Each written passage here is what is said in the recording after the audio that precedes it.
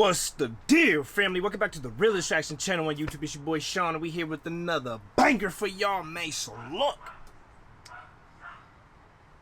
long-awaited video, man. Highly requested one right here. The vile acts of Ivan Milat. Okay, we about to run this up, man. You guys are spamming me in the comments on my Instagram. I'm still getting messages on my Instagram. Ever since I did the Chopper Reed reactions, just learning about him and his story, you guys started flooding me with all types of stuff, but specifically Ivan Milat. A lot of you guys are sending me this. We gonna check this out. I think he's categorized as the backpack killer or something like that. Either way, we gonna figure out what his story is, man. Make sure you got your popcorn ready. This is a longer video. This 30 minutes, so my video reacting to it gonna be at least 45. So we gonna run this up, man. This is brought to us by That Chapter. There's a lot of videos or a lot of different YouTubers like sites or shows that cover him. But the only reason I picked That Chapter was because I'm already a big fan of this channel. I've actually watched a lot of their videos, a lot of this guy's videos specifically. And yeah, it's a dope channel. But so if you guys got any more stuff from this channel you want me to check out, let me know in the comments. I can't guarantee I haven't seen it, because like I said, I already watch this channel faithfully anyway. But I'm gonna stop. I'm gonna stop just in case you guys start sending me stuff from his channel. I don't want to have like already seen it and trying to reproduce a fake reaction. I don't do that. So we gonna run this up, man. We got Ivan Milat. Like I said, you guys got any other like crazy stuff like this, make sure to send it to me on Instagram. Get at me in the comments, man. Let's get into this and see what's going on. In the lonely Belanglo forest south of Sydney, Australia, gruesome discoveries were made again and again and again. There was a man who was using the highways as a hunting ground, searching for backpackers who would disappear into the bush of Australia. The search would go on for years, leading to Australia's worst. All right, let's get into it, man. Ivan Milat. Hey you, and welcome. My name is Mike, and in this old video, what we are doing is, we are going down. Down, like way down. Down under what? You tell me. But that's Australia. You know, Australia has made a lot of wonderful contributions to the world, right? Well, first and foremost, Kangaroo Jack. No, Kangaroo and then we are Jack. followed closely by Paul Hogan's leathery skin. But this story, crikey, and I don't use that term lightly, this like ranks on the opposite. I'm gonna keep my Australian accent impersonations to a minimum this time because it never goes well. It began in the early 90s, and what was presumed... Is this dude Irish? I'm pretty sure he's Irish. I've watched so many videos of his, I have no idea what he even is. I think he's Irish. Was that, koalas had finally developed a taste for man flesh, was actually even worse. This guy, he's a fierce devil. So let's give this tale a go. Let's give it a go.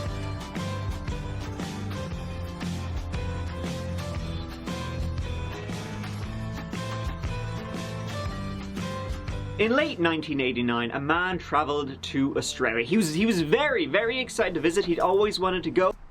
Be right back, yo. Be right back. Oh, and he was planning on backpacking his way across that great big country. At the time, he was 23 years old.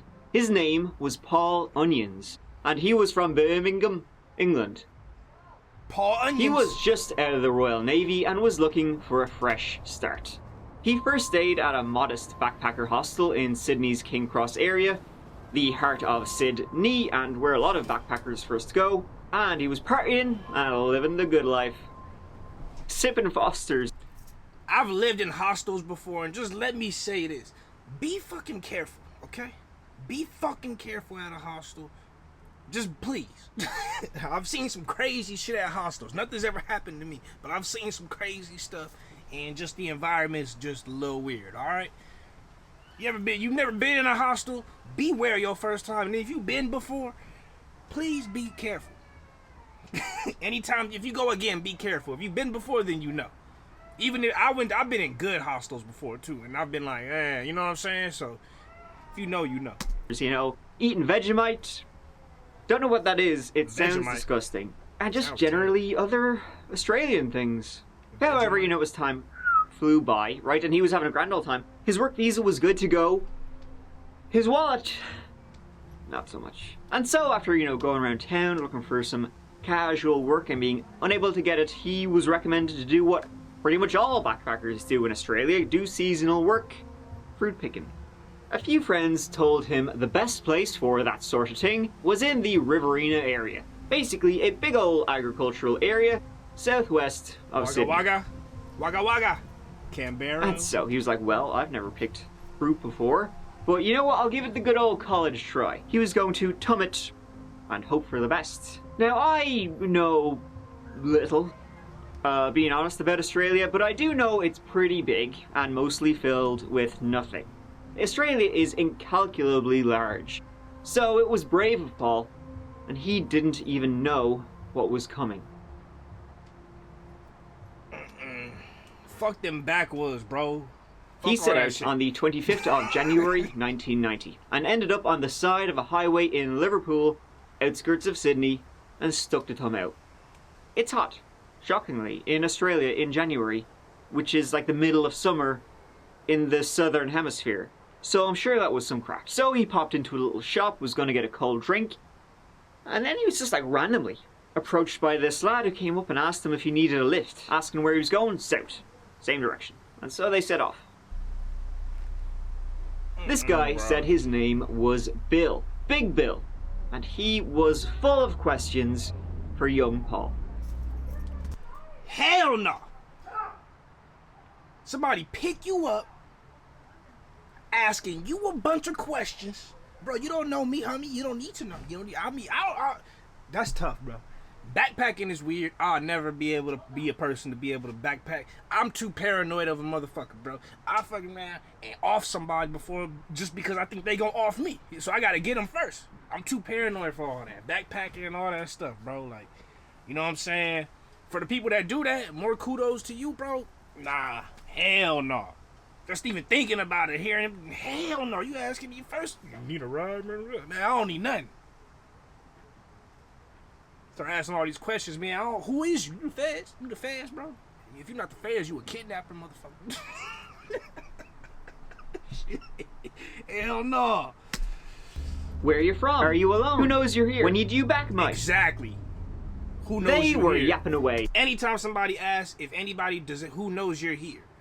If you travel anywhere in the world and people and a person you've never met before ask you who knows that you're here or traveling here or if you're with anybody else, one, everybody knows, right? Two, you're with the big group of people. They just not here right now. You with the gigantic group of people and everybody knows you out here because you're a social media major influencer and everybody knows you. And you got 7 million followers. Trust me. Those are questions people ask for something when they trying to get right with you. You know what I'm saying? Like, don't do that, bro. You with 1 million people, and then 1 million people know you here. And you on live right now. What's up? These are things that will save you, especially if you're a woman. For sure. Especially if you're a woman. And Bill said he was from a Croatian immigrant family, divorced, and from the local area. Their chumminess dwindled, though. About an hour into the trip, Bill started to become more agitated, aggressive, bitching and moaning about everything. Racist shite, sexist shite, and then he shut up completely. They eventually pulled over on the side of the highway. Bill said he needed something from the trunk.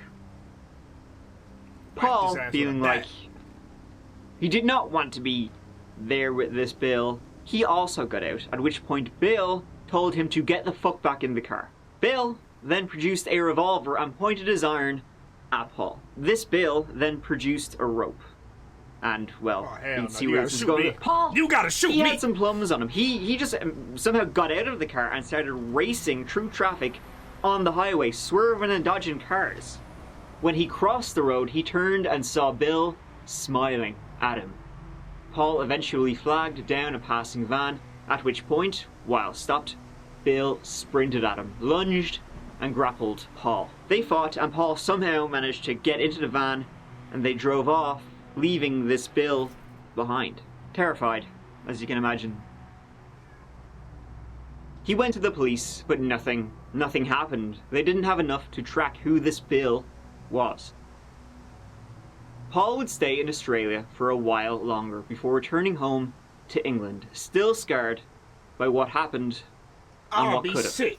I'll be sick. It would be years later. I'll be Years happy. later before Paul would learn who Bill really was.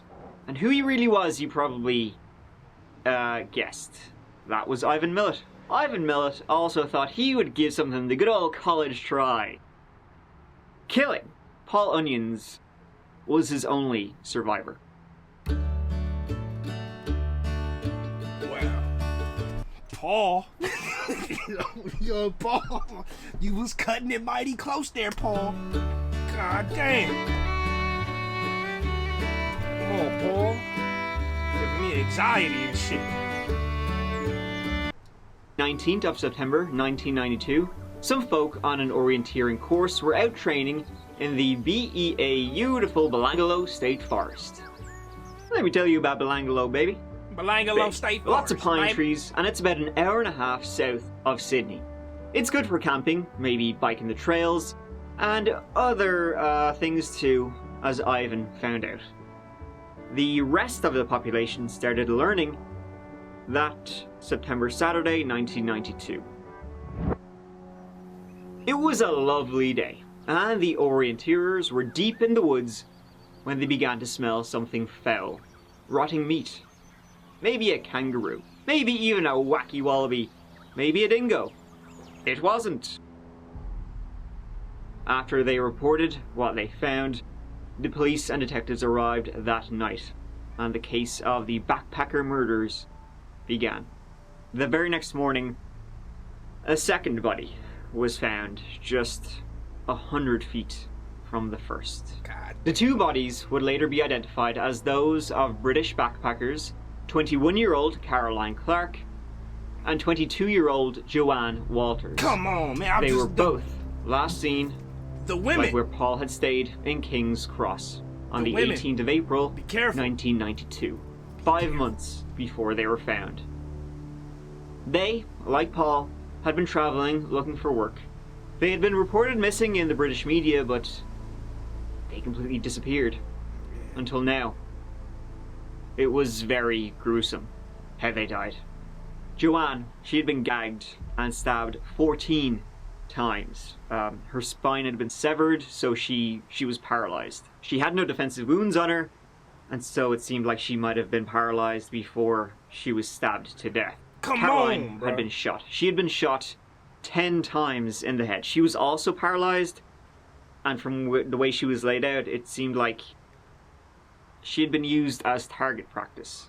How they died would lead the police to believe that the killer had taken his time due to the isolation.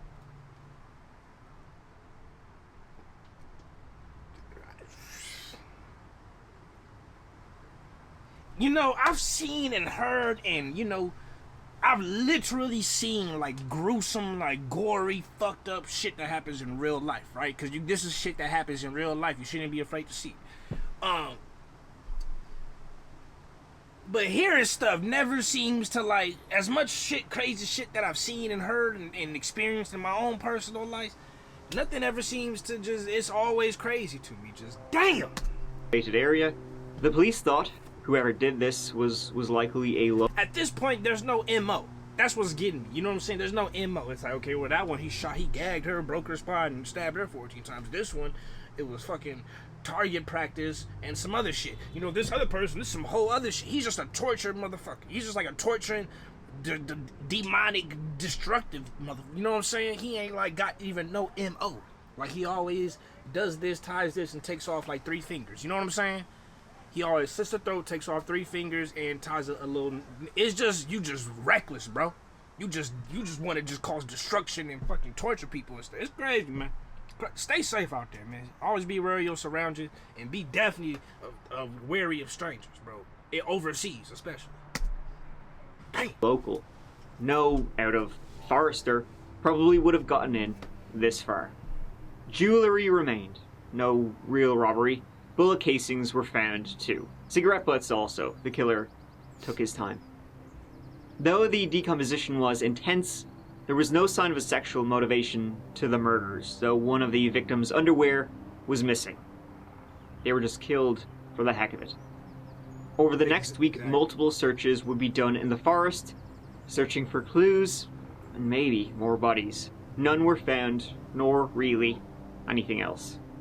Months would go by, and the idea of it being a serial killer, that would not enter anyone's head, and eventually the detectives investigating would be reassigned to other cases. Cold case eventually. It was over a year later that the next bodies were found in that same Belanglo forest. In October 1993, a man was out. He was collecting firewood, as he regularly did. He was a local, and he was intensely interested in the murders being from the area. So he would go out and collect firewood, but he would start going into new areas to see if he could find anything. And then, that October day, he drove to an area he hadn't been before, and he saw bones. At first he thought it was a kangaroo. Kangaroo remains, maybe? He started investigating, and then he knew it wasn't a kangaroo when he found a human skull.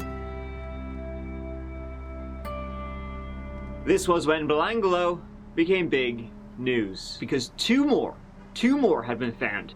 Yeah, James Gibson and Deborah Everest, both 19 years old, both from Victoria, Australia, and they had last been seen in 1989.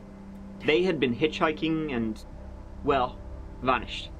What was odd about this case was that items belonging to James had been found years before, 80 miles to the north out of the forest. So his body being found here was odd. Those items, it was like his camera and a few other bits and bobs, they'd been placed on a guardrail of a road, way from where his body was. That's where he got snatched up. And they were laid out like somebody wanted them to be found. And so the police began to speculate that maybe, somebody was trying to mislead the police. Due to the decomposition, two skeletons, it was very difficult. You know what I was thinking was like, how the fuck?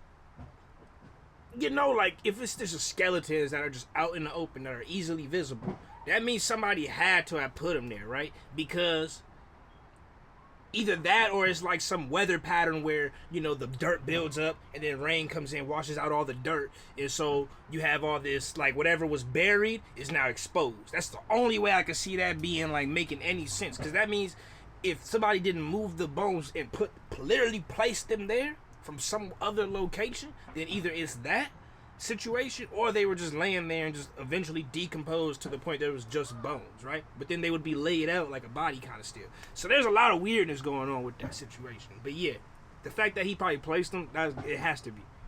Or the weather thing or something. That's the only two options. To determine how they died, but there were cuts on the bones, so likely stabbed to death. Though bullet casings were found too from a Ruger repeating rifle. Both also had cuts on their spines. Probably had been paralyzed like the two other victims. There were slash marks on the skulls too, like the killer had tried to carve something onto their heads. Now shit was getting pretty real. A task force was set up, Task Force Air. Tip line set up, locals questioned. And one local had seen something about a year prior. Something that was very disturbing in the forest. First, he saw two separate vehicles driving, one a Ford sedan, and the second one was like a four-wheel drive. In the first car, a man was driving, and in the back seat were two other men, and then between the men was a woman, and she had like a cloth over her face. And then in the other car, a man was driving, there was a man in the back, and then another woman, cloth over their face, like they were being kidnapped. It's a whole He gave team? this to the police and, couldn't remember the regs, but could remember some numbers, and off they went. And he signed his name, Alex Milat. It's a whole family, bro. Bro, you got... Whoa. It's a whole family, bro. It has to be. All the brothers or the sons. There's probably a dad, all the sons, or the uncles and shit. Oh, that's crazy. The police continued their searches. And the following month, November 1993, another skeleton was found in the Belanglo forest. Where's the state That of troopers or Simone something? Schmidl, 21, from Germany. She had last been seen leaving Sydney for Melbourne in January 1991. Around her body lay beer bottles, a fire pit, bullet casings. She had been stabbed to death, her spine severed. 2 days later, another 2 bodies were found. That's 7 altogether. This time it was 2 more Germans. Gabor Nugaber, 21 years old, and Anya Habshid, 20 years old. Last seen leaving King's Cross in December 1991. Gabor had been shot in the head 6 times. Anya decapitated. Her skull Decapitated? never found. What is wrong It with these appeared that fools? she'd been alive when her head had been cut off and she was in the kneeling position. A profiler would say it looked ritualistic.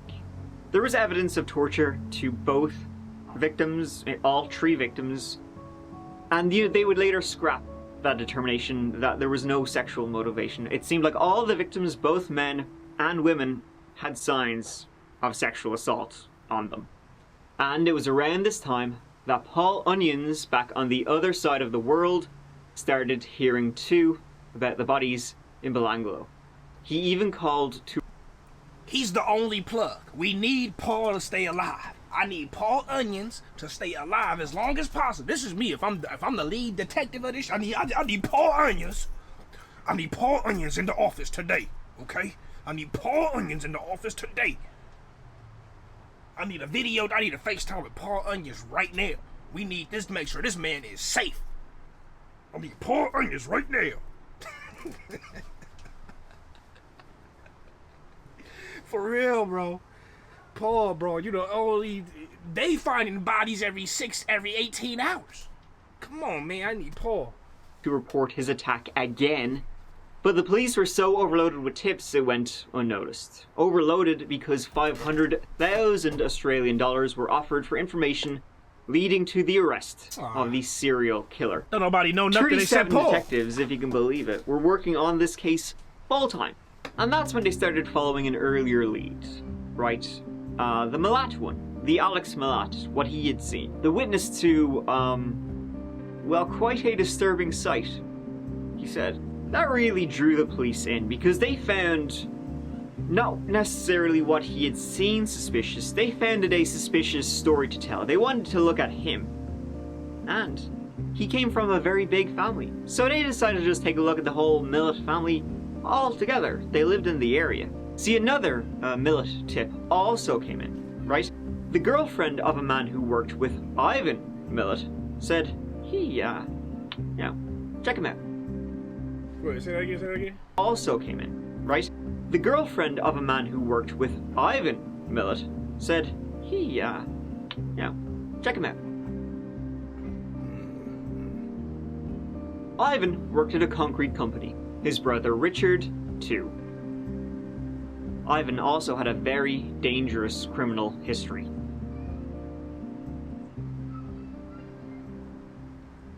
Ivan Robert Marko Milat was born on the 27th of December 1945, one of 14 children. His parents were Croatian immigrants, his dad worked the Sydney docks, his mother a homemaker. They were a big family. That's a small army, man. No wonder they doing all this.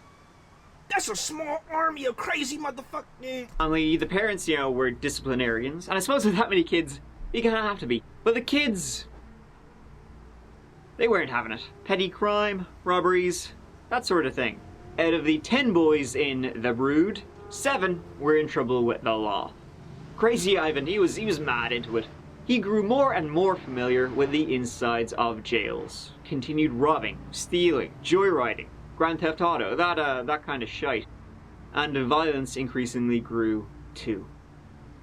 He once bragged to a friend he knew how to turn a person into a head on a stick by stabbing them in the spine. He also loved shooting and hunting in the Belanglo. He was married for about 5 years, but she left due to... Man, what kind of ancient fucking rocket launcher, man? Horrific domestic violence. And it was not long after she left that the murders began because he didn't have his wife to take out his rage on anymore. It was now Ivan against the world, and the world deserved it. Just because. He was also accused of kidnapping 2 hitchhikers and raping one of them in 1979, being armed with a knife and a rope. That was later, unfortunately, dismissed. That's crazy. That's crazy. On each of the approximate days the victims disappeared, Ivan was... Look, my camera's gonna cut off, so I'm about to just reset real quick, man. Don't worry about it. We about to get right back to it, man. We ain't doing no part 2, man. It's just one part out here, dog. One part out here. All right, let's continue. Found to have not been in work, while the other Milats were. He lived near the forest. He used to own a 4-wheel drive, but sold it 2 months before the first bodies were found. Hold on. While the other victims disappeared, Ivan was found to have not been in work, while the other Milats were. He lived near the forest. He used to own a 4-wheel drive, but sold it 2 months before the first bodies were found, and the police began surveilling Ivan Milat. Hell yeah! The police also continually questioned Alex, and Alex, Milat was becoming fearful that he was a suspect. He also mentioned at one point a backpack that Ivan had given to Alex's wife. When the police saw a picture of the backpack, well, that once belonged to Simone Schmidl. The police also... You the stupidest, dumbest, and I'm so happy for it. I'm so happy. You dumb as hell. You stupid as hell. You dumb as hell. That's what you get. Happy. I'm happy. Yeah. You kept something? What's wrong with you, bro? Everything is wrong with you, bro. How about that? Actually, everything is wrong with you. What's not wrong with you? How about that? That's a better question. What am I thinking? Also tracked down the new owner of Ivan's old 4-wheel drive. Under the seat, they found a bullet casing. It was a .22, and it matched casings found in the forest. The investigators also finally discovered Paul Onion's report, and it matched what they had been concluding about Ivan Milat. Same area, same car, matching description, and MO. Dummy. Paul even flew back to speak with investigators and showed them where the attack had occurred. It occurred right outside the bungalow. He then, during a video lineup, positively identified Ivan as his attacker. Ivan Milat's house was raided on the 22nd of May 1994 at 6:30 a.m. His girlfriend was in the house at the time, and so the house was surrounded, and the police politely, they rang him to inform him of this, that the house was surrounded, and they asked him to come out, hands up. After a bit of cajoling, he did. What about the wives, bro? That's who I want to talk to. Let me see an interview, bro. What about the wives? The wives, he over here kidnapping people every 2 days and burying them. How he finding all this time? How is he finding all this time and his wife's just happen to be not asking him any questions? How do they even get in a situation where they with this dude? I'm sure he be whooping their ass all the time. As terrible as it is, I'm sure he be whooping their ass all the time. Any girl he get. Man, that's crazy, bro. And he was arrested. Ivan Milat denied any knowledge of the murders. In his house, they also found a postcard addressed to Ivan. A friend had sent it from New Zealand. Though it wasn't addressed to Ivan Milat, it was addressed to Bill. A 50-year-old man is being questioned tonight in Sydney about the backpacker murders. He was arrested in a huge overnight operation in the Campbelltown area, and since then he's been charged with threatening a hitchhiker in 1990. The dawn raid was carried out by officers from Task Force Air, set up last October after the remains of 7 backpackers were discovered in the Belanglo State Forest. Today's arrest shocked residents from the street where the man lived at Eaglevale on Sydney's west. He's a really nice bloke. The man shared the house with his sister. His girlfriend was questioned by police. Locals said weeks of police activity suddenly made sense. Any time of the day, nearly you could go up there and there'd be a car parked and there'd be 1 or 2 men in there or whatever.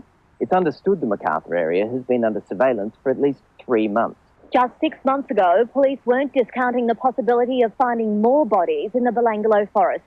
The search area was widened the reward doubled. 49-year-old man by the name of Ivan Milat appeared. He's a ganger by occupation, comes from Eagle Vale. He's been charged with 2 counts, one armed robbery and another of using a gun to commit an offence.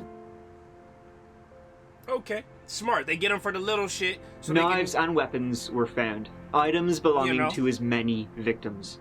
He was charged with 7 counts of murder and the attempted murder of Paul Onions. An angry Mr. Milat said it wasn't fair amidst cries from the gallery to give him bail. I'm stuck in jail, yet they don't have one iota of proof. Ivan Milat applied for bail, but that was immediately opposed by the Crown prosecutor, who said back in 1971, Mr. Milat had fled the country for 3 years when he was facing rape charges. Mr. Milat said he'd been found not guilty and proclaimed his innocence, telling the court, I'm going to defend these charges. He was advised to plead guilty by his lawyer, and so he dismissed his lawyer after this. He went on trial in 1996, pleading not guilty to all the charges. The Milat family supported Ivan, said he... Ha! Good luck, bro. Good luck, bro. All that weird stuff you was doing about to get done right back to you, buddy. All that weird ass shit you was doing about to get done right back to you. Weirdo. Goofy. Now you about to get stuck. You about to get stuck, bro. You about to get pinched. You about to get... Yeah. Yeah. It's like that, huh? Yeah. Yeah, it's like that, buddy. You better be getting your push-ups in, bro. You better get your push-ups in, homie. You about to be getting your shit pushed in. I didn't say none of this. Yeah. Didn't do it. What sort of support is he getting from his family? Are many people there to witness what's going on? His sister-in-law said they're proud of Ivan and they'll stick by him despite the enormity of the charges. 145 witnesses took the stand. My God. Including Paul Onions. 15 weeks it lasted. Ivan himself went up, denying everything and saying, someone's trying to make me look bad. Ivan received a life sentence for each murder, and 6 years for the attempted murder.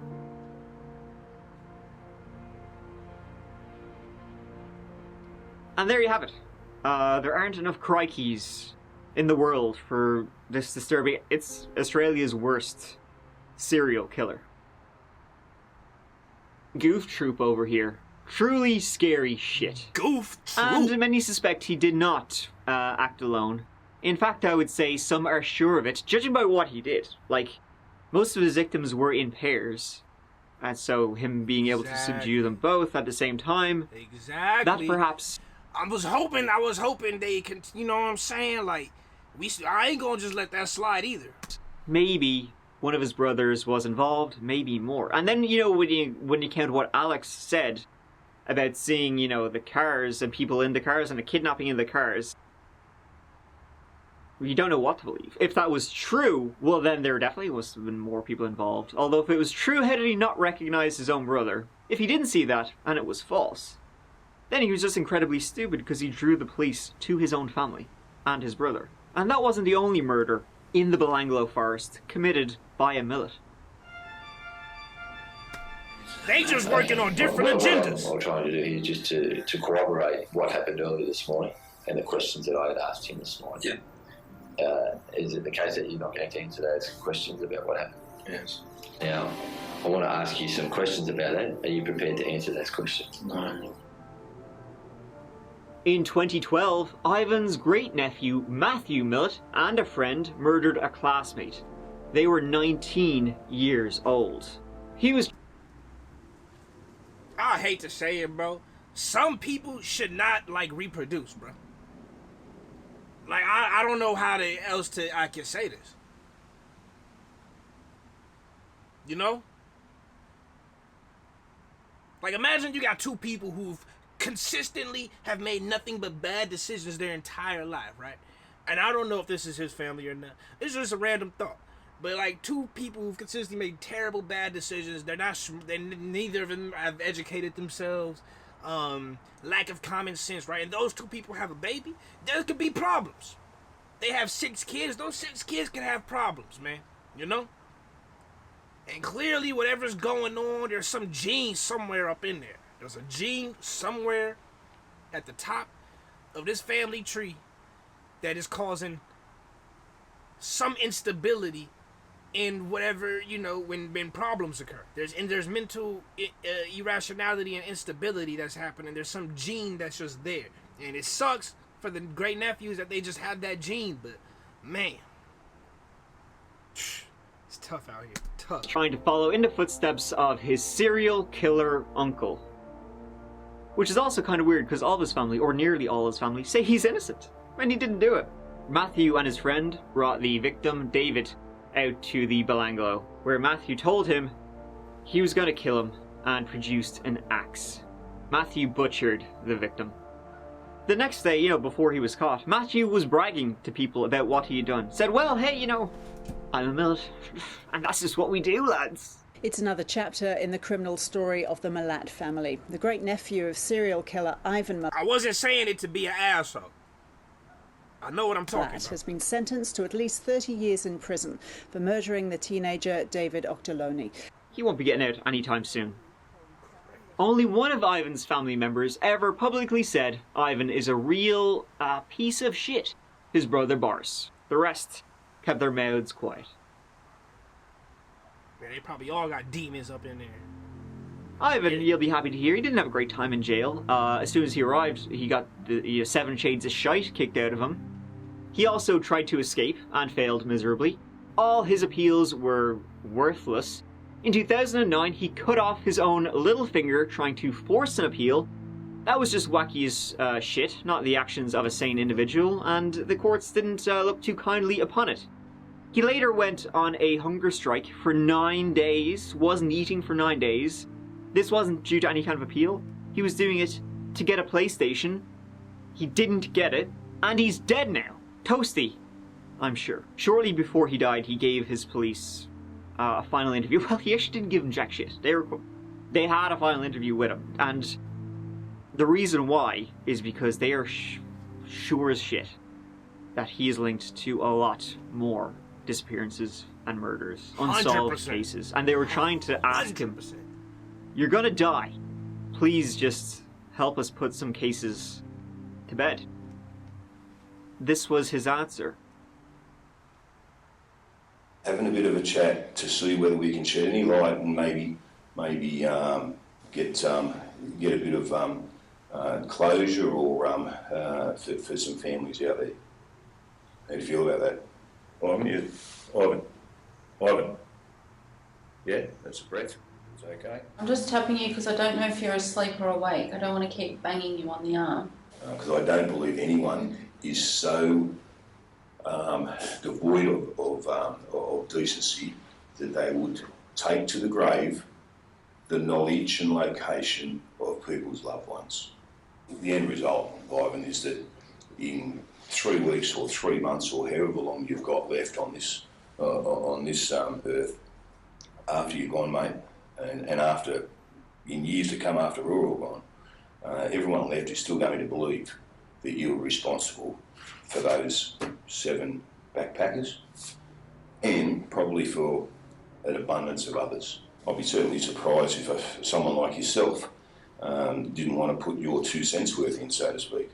If there's things that you would like to speak to us about, we'd be happy to listen. You feeling okay, Ivan? I think he's been sleeping, Inspector Walpole. So we're just giving him a little shake. I was concerned he wasn't breathing. And we were thinking about it. I thought, well, even Ivan Milat, with everything that's been written about him, everything that's been said about him, even Ivan Milat has a family.